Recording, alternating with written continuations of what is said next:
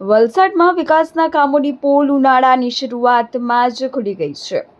વલસાડ નગરપાલિકા pre monsoon પ્લાનિંગના દાવા કરી તે પહેલા તો અહીં પ્રી સમરમાં જ રસ્તાઓ પીગળવા માંડ્યા છે.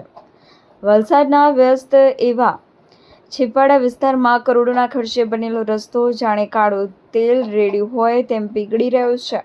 માત્ર 2 મહિના પહેલા જ તૈયાર થયેલો આ રસ્તો આજે જનતા માટે આશીર્વાદને બદલે શ્રાપ બની ગયો છે. આ દ્રશ્યો કોઈ ઓઇલ ડેપોના નથી પણ વલસાડના ધમધમતા છેવાડા વિસ્તારના છે, જ્યાં ઉનાળાની ગરમીનો પારો હજુ તો માંડ વધ્યો છે. ત્યાં અંદાજે 1 કિલોમીટર લાંબો રસ્તો ઓગળવા માંડ્યો છે. સ્થાનિકોની લાંબી રજૂઆત બાદ માંડ 2 મહિના પહેલા આ રસ્તો બન્યો હતો, પણ પાલિકાની ઉચ્ચ ગુણવત્તાની પોલ 2 જ મહિનામાં ખુલી ગઈ છે. રસ્તો એટલો ખરાબ રીતે પીગળ્યો છે કે વાહનોના ટાયરમાં ડામર ચોંટી રહ્યો છે, જેના કારણે વાહન ચાલકો સ્લીપ થઈ રહ્યા છે. સ્થિતિ એટલી ગંભીર છે કે રસ્તા પરથી પસાર થતા રાહદારીઓના ચંપલ પણ ડામરમાં ચોંટી રહ્યા છે. સ્થાનિકોનો સીધો આક્ષેપ છે કે નગરપાલિકા અને કોન્ટ્રાક્ટની મિલીભગતના કારણે હલકી કક્ષાનું મટીરિયલ વાપરવામાં આવ્યું છે. જનતાના પરસેવાની કમાણીનો ડામર આજે રોડ પર વહી રહ્યો છે, પણ તંત્ર મૌન સેવીને બેઠું છે.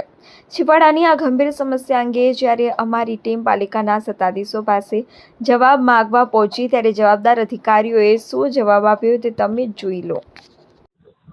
આ થોડા દિવસ અગાઉ જ આ રોડનું નિર્માણ થયું હતું. એટલે નિર્માણ એટલે પેચવર્કનું કાર્ય થયું હતું, અને જ્યારે રસ્તો બની રહ્યો હતો ત્યારે પણ મેં વારંવાર કોન્ટ્રાક્ટરોને કહેતા તમે જોયો જ હશે કે તમે હલકી ગુણવત્તાના ડામર એટલે કે બ્યુટેમિન વાપરો છો, એના લીધે તમારા રસ્તાઓ વારંવાર ખરાબ થઈ જાય છે. અને આજે 30 થી 35 ડિગ્રી ટેમ્પરેચરની અંદર જો આ ડામર પીગળતો હોય આ રીતે, તો તમે વિચારો કેટલી હલકી કક્ષાનું બ્યુટેમિન એટલે કે ડામર વાપર્યો છે. જો ઉનાળાની હજુ તો શરૂઆત છે, જ્યારે આ ટેમ્પરેચર 45 ડિગ્રી થશે ત્યારે આ રસ્તાની શું હાલત થશે. એટલે વારંવાર મારી નગરપાલિકાને એટલી જ રજૂઆત હોય છે કે તમે જે આ કોન્ટ્રાક્ટરોને કરોડો રૂપિયાના કામ આપો છો તેની પાસે ગુણવત્તાનું કામ શા માટે નથી લેતા. અને તમે વારંવાર જોયા હશે પેચવર્કમાં પણ આ લોકો આ રીતની લાલિયાવાડી જ કરે છે. જો વલસાડની જનતા ભવિષ્યમાં જાગૃત નહીં થશે તો આવી જ રીતના ભ્રષ્ટાચાર આ ભારતીય જનતા પાર્ટી અને આ વલસાડ નગરપાલિકા કરતી રહેશે. એનો આ ઉગાડો પાડ્યું છે. શિવલાલ મેવાડા. આજરોજ જે આ ડામરના રોડમાં જે ભ્રષ્ટાચાર થયો છે તે બાબતે શું કહેવું? મારો એ જ કહેવાનું છે કે નગરપાલિકાના જે કંઈ અધિકારી એન્જિનિયર છે એને કોન્ટ્રાક્ટરને આપણે કોન્ટ્રાક્ટ બેઝ પર આપેલો હોય તો જ્યારે રોડ બનતો હોય તો આપણે અહીં જોવું જોઈએ. અને એ બની બી ગયો એના પછી આજે આ જો 30-35 ડિગ્રી ગરમીમાં જે આટલો ઉગાડો થયો છે માર્ચ મહિનામાં, તો હજુ તો એપ્રિલ મે જૂન 3 મહિના હજુ તાપ પડશે. તો તાત્કાલિક ધોરણે એનો અહીં નિવારણ મારો કરે આ રોડનું, એ મારું કેવું છે આપના માધ્યમથી.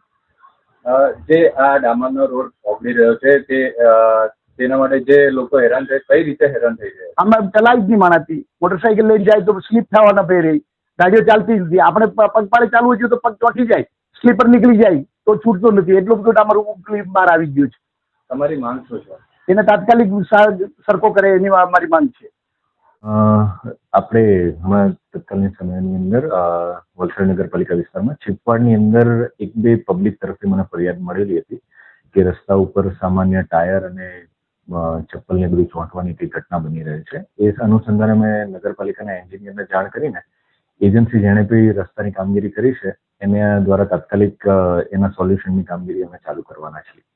એટલે જો એજન્સીને કોઈ બી ક્ષતિ કે ભૂલ જણાય છે તો એ તાત્કાલિક એજન્સી દ્વારા અમે રિઝોલ્વ કરવાનું કામગીરી કરીશું.